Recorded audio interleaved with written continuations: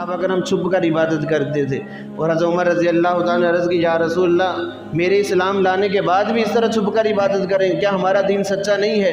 کیا آپ اللہ کے سچے نبی نہیں ہیں؟ تو فرمایا کہ اللہ کا دین بھی سچا ہے، میں بھی اللہ کا سچا نبی ہوں، لیکن اے عمر ان لوگوں کے ظلم و ستم تیرے سامنے ہیں۔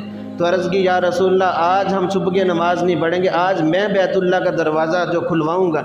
اور ادھر کیا میٹنگ تھی کافروں کی کہ عمر گئے ہیں حضرت اللہ کے نبی صلی اللہ علیہ وسلم کا سر اتارنے کے لیے، وہ اس انتظار میں ہے کہ عمر ہمارے پاس اللہ کے نبی کا سر لے کر ان کو قتل کر کے آئیں گے۔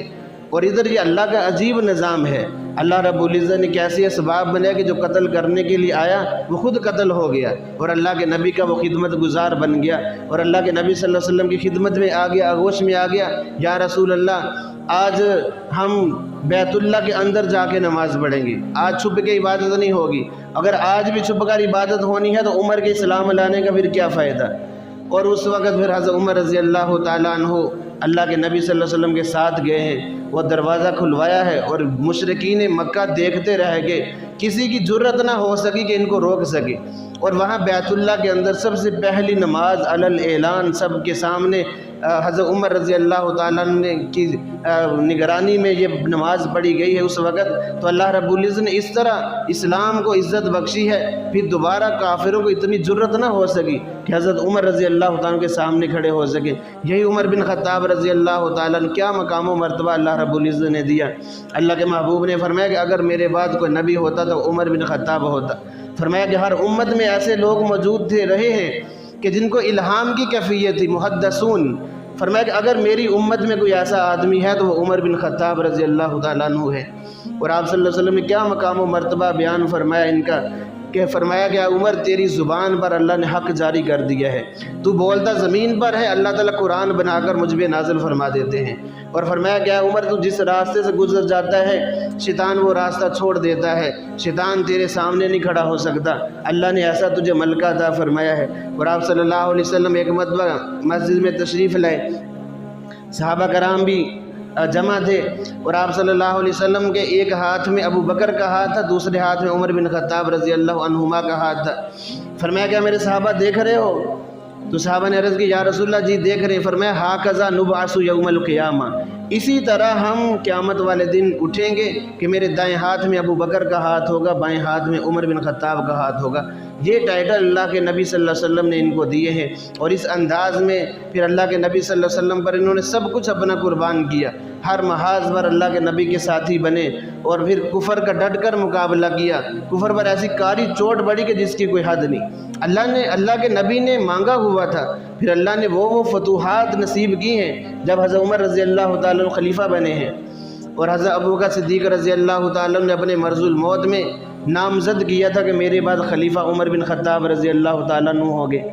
حضرت عبداللہ بن مسعود رضی اللہ عنہ فرمایا کرتے تھے کہ انہوں نے بہت اچھا فیصلہ کیا ہے حضرت ابوبکر صدیق رضی اللہ تعالیٰ عنہ نے کہ اپنے بعد عمر کو خلیفہ بنا دیا، اور ایسی فتوحات اور ایسا امن قائم کیا اس دھرتی پر کہ رہتی دنیا تک دنیا یاد رکھے گی کہ کوئی عمر آیا تھا اس دھرتی پر جنہوں نے 10 سال تقریباً 10 سال 6 ماہ 10 دن تک حکومت کی ہے، خلافت کو سنبھالا ہے، اور اتنی زیادہ فتوحات کہ جس کی کوئی حد نہیں۔ سپر باونے کیسر و کسرا جن کے نام سے لوگ لرزتے تھے، اور جن کے خلاف کوئی بات کرنا اپنے خاندان کو آگ میں پھینکنا تھا، ایسا روب اور دبدبہ تھا ان کا، اور ایسا جلال تھا۔ حضرت عمر رضی اللہ تعالیٰ عنہ نے ان کی سلطنتیں سپر باو نے جوتے کی نوک پر اڑائیں، اور ان کے خزانے سارے جمع ہو کے مسجد نبوی میں ڈھیر لگ گئے۔ اس طرح اللہ نے عزت اور شان سے نوازا حضرت عمر رضی اللہ تعالیٰ عنہ کو۔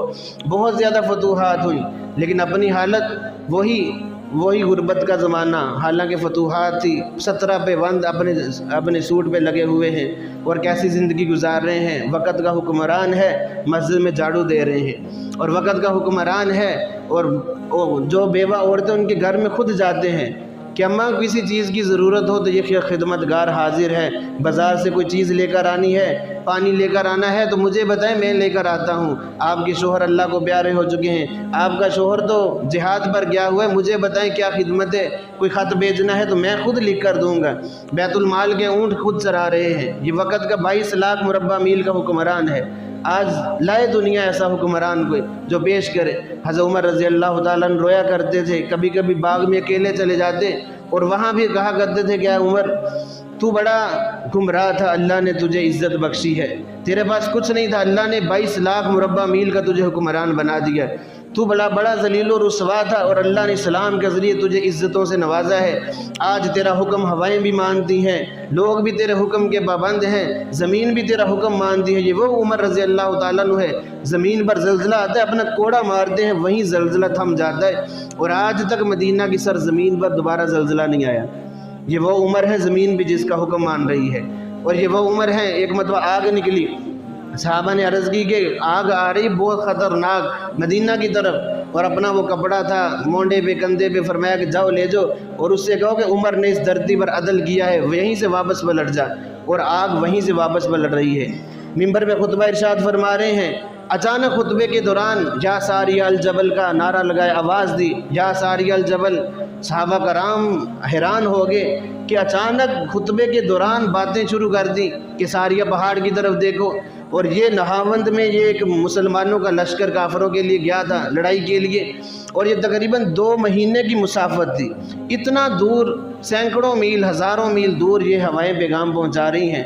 دریائے نیل چلتا نہیں تھا، ایک رسم چلی آ رہی تھی کہ ایک نوجوان لڑکی کو دلہن بنا کے اس کے حوالے کیا جاتا، تب اس کے اندر پانی آتا تھا۔ حضرت عمر رضی اللہ تعالیٰ نے دریائے نیل کے نام خط لکھا ہے، اور اے دریا اگر اللہ کے حکم سے چلتا ہے تو چل، اگر اپنی مرضی سے چلتا ہے تو ہمیں تیری کوئی پرواہ نہیں ہے۔ بس یہ خط پہنچنا تھا، دریا میں ڈالا اور 16 ہاتھ پانی اونچا، اور آج تک وہ دریائے نیل خشک نہیں ہوا، دوبارہ قیامت تک چلتا رہے گا۔ یہ عمر بن خطاب رضی اللہ تعالیٰ رویا کرتے تھے۔ کیا عمر ایک وقت وہ تھا، تیرا باپ خطاب کہا کرتا تھا کہ تو کیا کرے گا، تجھے تو بکریاں اونٹ چرانے نہیں آتے، اور آج 22 لاکھ مربع میل پر میرا حکم چلتا ہے۔ یہ دیکھیں اللہ کے نبی صلی اللہ علیہ وسلم پر جب قربان ہوئے، وہ کہتے ہیں جب تک بکے نہ تھے کوئی پوچھتا نہ تھا، تو نے خرید کر ہمیں انمول کر دیا۔ ہر بات ہر چیز کیوں حکم مان رہی ہے، ہر چیز کیوں پابند ہے؟ کی محمد سے وفا تو نے تو ہم تیرے ہیں، کہ اللہ کے نبی سے تم نے وفا کی ہے تو ہم تیرے ہیں۔ یہ جہاں کیا چیز ہے، لوح و قلم تیرے ہیں۔